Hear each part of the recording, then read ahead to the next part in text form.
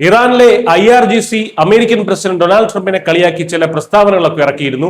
അമേരിക്കയുടെ operation EPIC fury അല്ലെന്നും വെറും എപ്പിക് ഫിയർ ആണെന്നൊക്കെയായിരുന്നു അവരുടെ പരിഹാസം.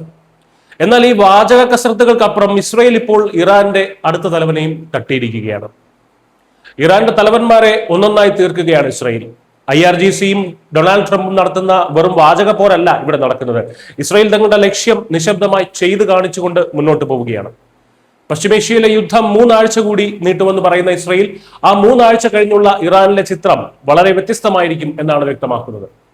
ഇറാന്റെ പുതിയ പരമോന്നത നേതാവായി അവരോധിക്കപ്പെട്ട മുസ്തഫ ഖമേനി ഒരു കാലറുത്തുമാറ്റി കോമയിൽ കിടക്കുകയാണെന്ന വാർത്തകൾക്കിടയിലാണ് രാജ്യത്തെ രണ്ടാമത്തെ ശക്തനായ നേതാവ് അലി ലാരിജാനിയെയും ഇസ്രയേൽ വധിച്ചു എന്ന വിവരം പുറത്തുവരുന്നത്.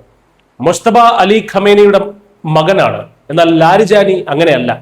അനുഭവ സമ്പത്ത് കൊണ്ടും പ്രായോഗിക ബുദ്ധി കൊണ്ടും ഖമേനിക്ക് തൊട്ടു താഴെ നിന്നിരുന്ന അതികായനായിരുന്നു അദ്ദേഹം.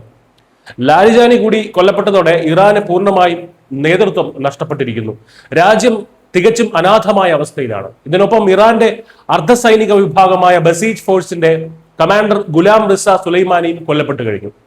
പതിറ്റാണ്ടുകളായി ഇറാന്റെ ശാന്തവും എന്നാൽ ശക്തവുമായ മുഖമായിരുന്നു അലി ലാരിജാനി. മികച്ച വിദ്യാഭ്യാസം നേടിയ പാശ്ചാത്യ തത്വചിന്തകളിൽ അവഗാഹമുള്ള അദ്ദേഹം 2015 ആണവ കരാറിന്റെ മുഖ്യ ശില്പിയായിരുന്നു. എന്നാൽ കഴിഞ്ഞ കുറച്ച് നാളുകളായി ഇസ്രയേലിനും അമേരിക്കയ്ക്കുമെതിരെ ഇറാന്റെ പ്രതികാരത്തിന്റെ ഏറ്റവും ശക്തമായ ശബ്ദമായി അദ്ദേഹം മാറിയിരുന്നു. ഇറാനിയൻ സൈന്യത്തെയും നയതന്ത്രത്തെയും ഒരേ സമയം നിയന്ത്രിച്ചിരുന്ന ആ തലച്ചോറിനെയാണ് ഇസ്രയേൽ ഇപ്പോൾ ഇല്ലാതാക്കിയിരിക്കുന്നത്. ഈ ആക്രമണങ്ങളുടെ ലക്ഷ്യം വളരെ വ്യക്തമാണ്. ഇറാന്റെ തെരുവുകളിൽ ക്രമസമാധാനം നിയന്ത്രിക്കുന്ന അവിടുത്തെ പോലീസ് സ്റ്റേഷനുകൾ പോലെ പ്രവർത്തിക്കുന്ന വിഭാഗമാണ് ബസീജ് ഫോഴ്സ്. ഇസ്രയേൽ ഇപ്പോൾ തിരഞ്ഞുപിടിച്ച് ആക്രമിക്കുന്നത് ഇത്തരം ബസീജ് ഫോഴ്സ് കേന്ദ്രങ്ങളെയും IRGC സൈനിക കേന്ദ്രങ്ങളെയുമാണ്. അടുത്ത 3 ആഴ്ച കൊണ്ട് ഇവ പൂർണ്ണമായും ഇല്ലാതാക്കാനാണ് ഇസ്രായേൽ നീക്കം. ഇതിന് പിന്നിലെ ലക്ഷ്യം ഇറാന്റെ സാധാരണ ജനങ്ങളെയും പ്രക്ഷോഭകരെയും തെരുവിലിറക്കുക എന്നതാണ്. ഭരണകൂടത്തിനെതിരെ പുറത്തിറങ്ങി പ്രക്ഷോഭം നടത്താൻ ജനങ്ങൾക്കുള്ള ഭയം പൂർണ്ണമായും ഇല്ലാതാക്കുകയാണ് ഇസ്രായേൽ ഇതിലൂടെ ചെയ്യുന്നത്. ഇറാനിലെ ഭരണമാറ്റം എന്ന ആത്യന്തിക ലക്ഷ്യം ജനകീയ പ്രക്ഷോഭങ്ങളിലൂടെ മാത്രമേ സാധ്യമാവുകയുള്ളൂ എന്ന് ഇസ്രായേലിന് നന്നായി അറിയാം. അതിലേക്ക് തന്നെയാണ് അവർ ഇപ്പോൾ കൃത്യമായി ലക്ഷ്യമിടുന്നത്.